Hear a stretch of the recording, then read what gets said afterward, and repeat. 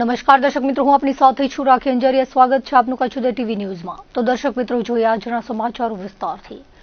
ભચાઉના વોંધ પુલિયા પાસે દિન દહાડે ફાયરિંગ કરવામાં આવ્યું હતું। પારિવારિક અદાવતમાં બનાવને અંજામ આપવામાં આવેલ હતો, જેના પગલે ચકચાર મચી ગઈ હતી।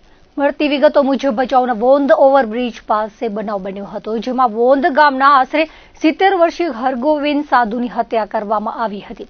ગોળી મારીને હત્યા કરવામાં આવી હતી। ઘટના સ્થળે એક રાઉન્ડ ખાલી કારતૂસ અને તલવારનું ખાલી મ્યાન મળી આવ્યું છે।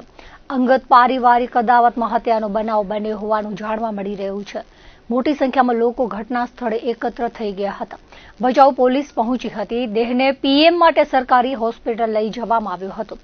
ભચાઉ પીઆઈ ડીડી ઝાલા સાથે વાત કરતા તેમણે જણાવ્યું હતું કે ગુનો દાખલ કરવાની તજવીજ હાથ ધરવામાં આવી છે।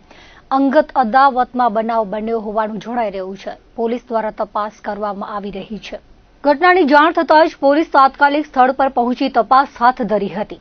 પોલીસે આસપાસના વિસ્તારમાં નાકાબંધી કરી આરોપીઓની શોધખોળ શરૂ કરી હતી। દરમિયાન પોલીસે હત્યા નિપજાવનાર આરોપી મુકેશ સાધુની અટકાયત કરી ગણતરીના કલાકોમાં હત્યાનો ભેદ ઉકેલી લીધો હતો। આજ રોજ આશરે સવારે 10 કલાકે વોંધ ગામ ખાતે પુલ નીચે મરણ જનાર હરિદાસની ફાયરિંગ કરી મૃત્યુ નિપજાવવામાં આવેલ છે।